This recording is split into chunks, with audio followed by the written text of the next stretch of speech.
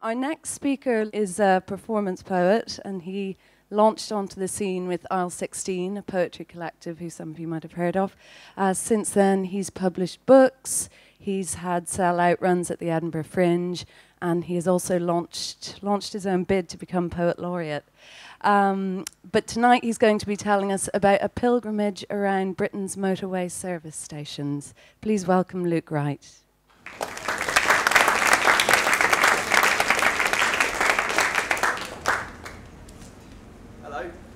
Can you hear me? Oh, that's working there. So I think I'm here to lower the tone ever so slightly with some poems and stuff. Might stand up here. No, that's a bit weird, isn't it? So we're going to go back to 2006, the summer of 2006, and I was in a poetry collective called Aisle 16, and there was 4 of us.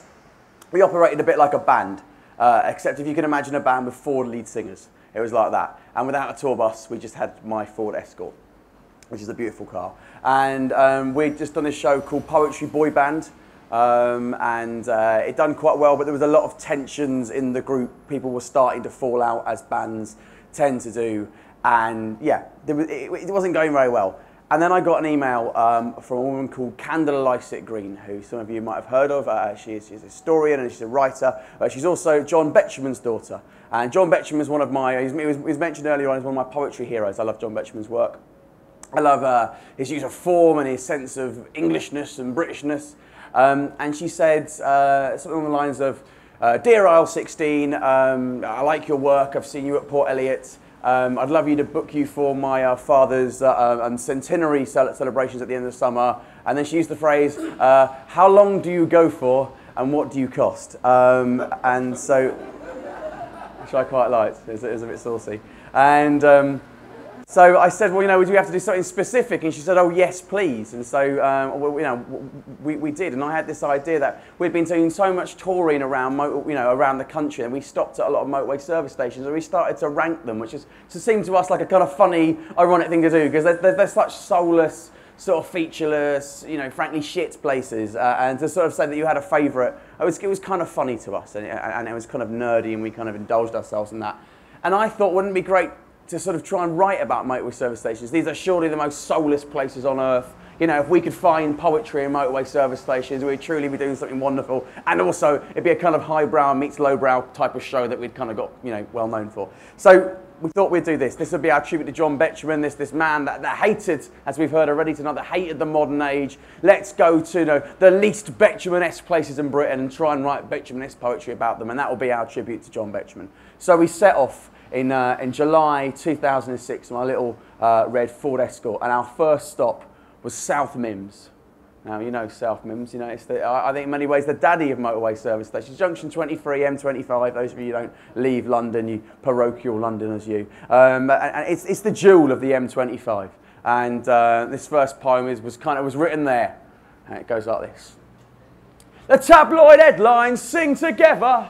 3-day weekend, lovely weather, in the motor, hell for leather, pull into the services, hello moto, welcome break, massive coffee, piece of cake, you'll find us just off junction 8, don't wait, pull into the services. For what says Britain more accurately than stopping off for milky tea, a lukewarm pasty and a wee, they're free, pull into the services, a meeting of our class diaspora, well-heeled Bentley, musty Astra, eyes me over hot plate pasta, it has to be the services, the coach tours with their Packamax, the chaps in powder primrose slacks, the Mayfair mums who dole out smacks through tanker strike and pasty tax, they come to queue for fatty snacks, the whole of Britain's making tracks, how's that? Pull into the services, alright Dad, picture the scene, it's 30 degrees and Grandma's is still 3 hours off, kids kicking up a fuss in the back, the missus has got the camel, there's frazzles all over the upholstery, someone's pissed themselves, there's on bongo going everywhere and you're shouting,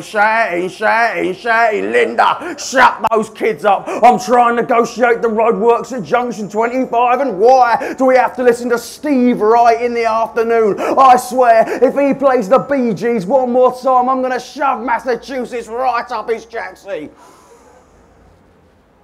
And then you see it, like an oasis. like a huge beige bricked, neon lit, branded oasis.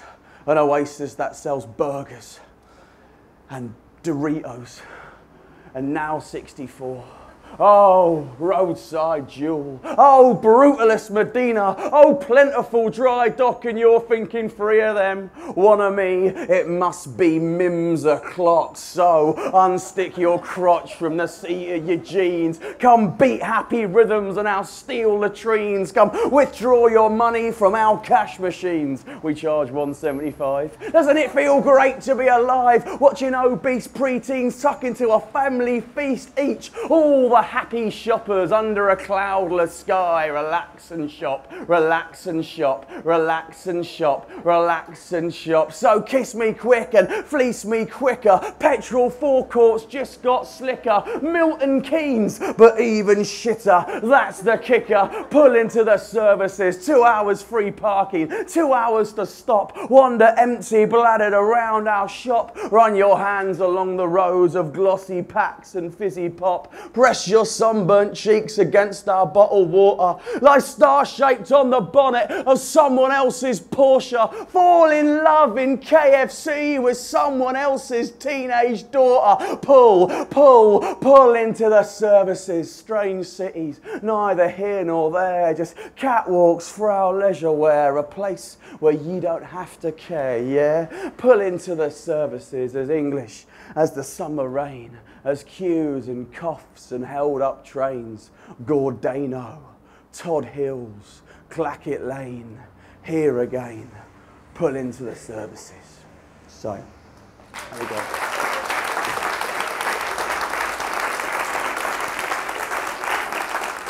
Thank you for your kind applause, thank you. So you should always clap poets. Poets are like fairies. If you don't clap, we die. Okay, so I didn't come here to die. So we set off South Mims as first stop, and there was four of us. There's myself, Ross, Chris, and Joel. And a little bit about the history of the group is that Joel and I were very close, and that summer we'd written a book together, and we'd got a book deal. And the other two, Chris particularly, wasn't very happy about that.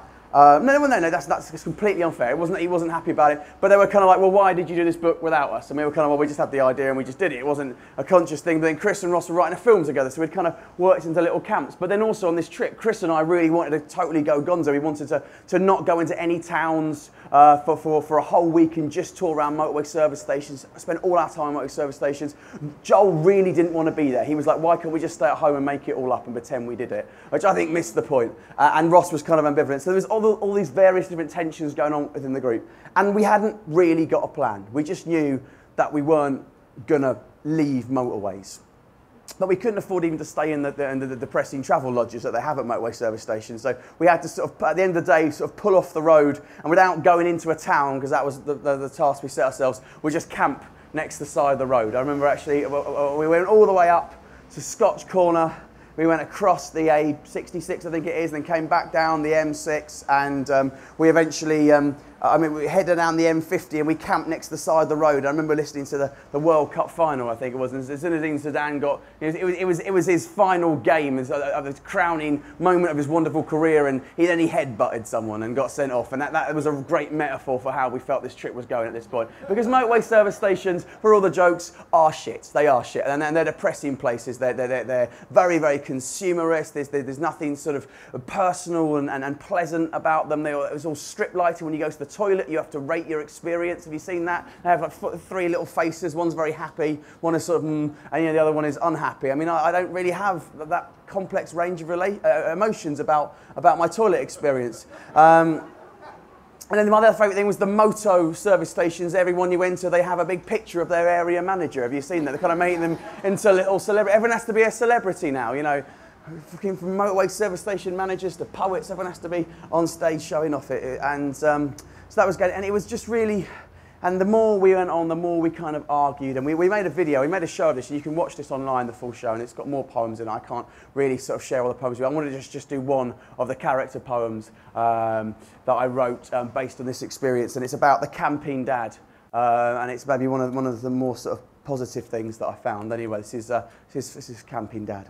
How am I doing for time? How long have I got? 7.5 minutes is fine. We'll round out quickly after that. Okay, Camping Dad. Granite skies weep on commuter belt towns as middle-aged men with grey temple tufts have sweaty nightmares the length of commercial breaks in which they are herded through underground rooms where a cold disregard is all that remains. It's like Rousseau said, man is born free, but everywhere he is on trains.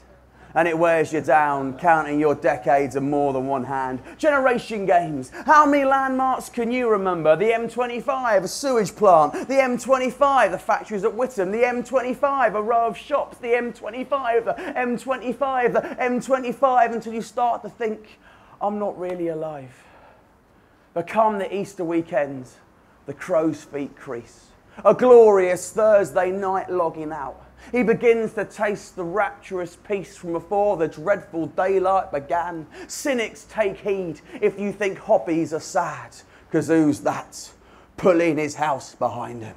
Blimey, it's only Camping Dad. So, Tata Mobile, au revoir to touch it in his Oyster card. There's the great outdoors, regard. Here comes Camping Dad. Nice to meet you, how do you do? Who likes those lovely gardens at Kew? A bike ride is nice, don't argue, it's true. Phew, I'm Camping Dad. Power cables, Jubilee clips, sandals and socks, hands on hips. Well, well, well, if the sun hat fits, quick, it's Camping Dad.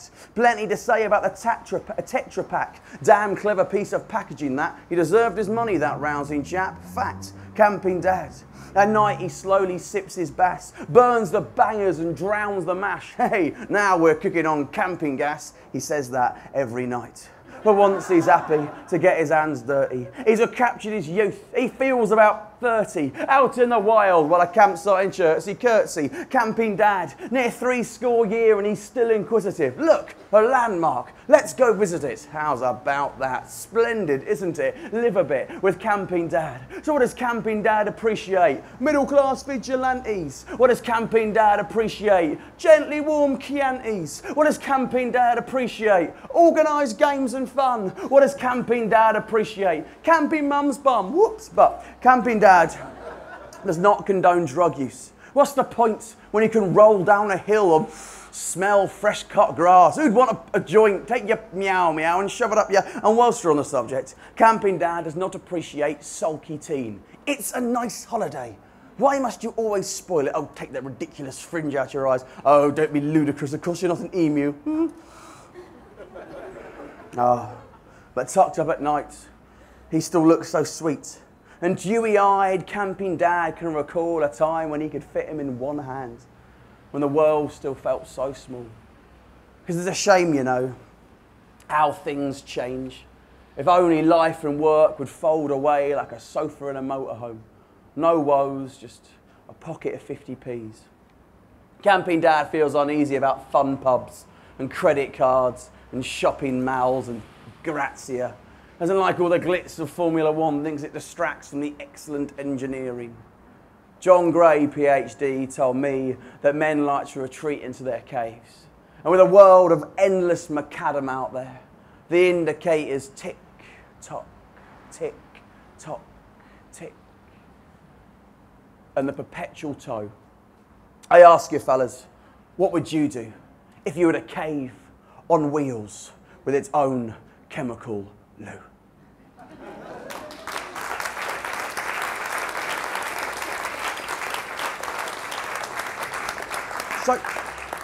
So I'm running out of time. So what we did is we got as far as coming back down the country. We got to the M5 and tensions had reached an already awful point, and we thought, fuck it, we don't want to do this, but we still got 3 days off from our wives and girlfriends. Let's make the most of it. And we've been reading John Betjeman's collected works in the car all the way down, and so we thought, well, let's go to Trevetherick, where Betjeman is buried. And it seems a bit naff to say it now, but at the time we were stir crazy. We did nothing but eat Burger King for 3 days, and we'd rated our toilet experience, and we, all these things. And so we drove off the motorways, and we went down to Trevetherick, and we went across Enidocks Golf Course, the church, and we saw Betjeman's grave.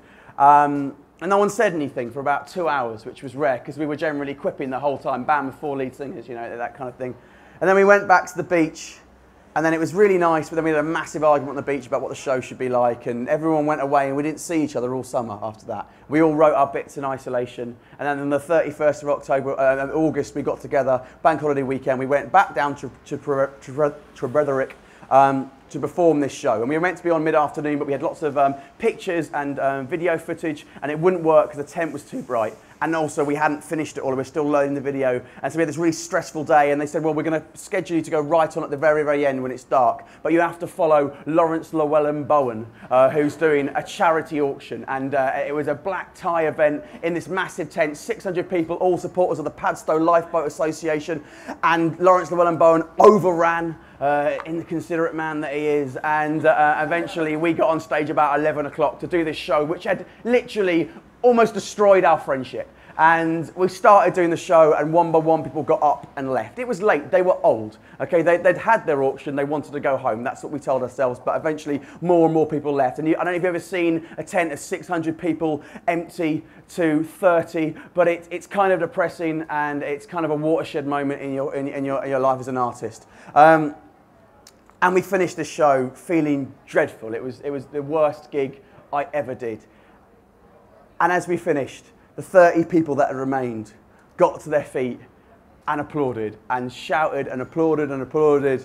And I came off stage, and Candida Lights It Green hugged me and said, my father would have been so proud, that was wonderful, we loved it. And it's amazing what a massive ego boost will do to your friendship, and we didn't break up, and we carried on. And to this day, although we don't work quite so closely as a boy band, service stations saved us, and they saved our friendship, and they saved R16, and we still run a night in London for 6 months of the year, and we're very good friends. And I want to finish with the poem that I wrote on the beach at Trevetherick, because I think it sums up the whole experience for me. And it's just called Trevetherick, and it's based on the poem Seaside Golf by John Betjeman, which you might know. How far we drove, how long we drove, we cleared the motorways. We left the roadside Pirates Cove, and we found a sun-snogged day with seaside golf and blinding sands, a leisure park without the brands. We parked our car and walked the path, our backs against the sea, and trekked against the sun that basked our mutant family, away from the cries of girls and boys, the summer beach's juicy noise. Over gravel and onto grass, the women golfers called us up across the course and past the easy 7th hole, with Enodox Church surveying us, our trainers kicking up the dust. In the churchyard, straight to the right, no red carpet approach. There he was, and like in life, at an angle, on a slope. The poet's grave, subtly ornate, no epitaph, just names and dates. Then back across the jolly links, our mongrel-footed amble, humbled slightly, calves half pink, our swooshes scooped up brambles, towards the ocean's chilly reach, to make discussion on the beach. Thank you very much. Cheers.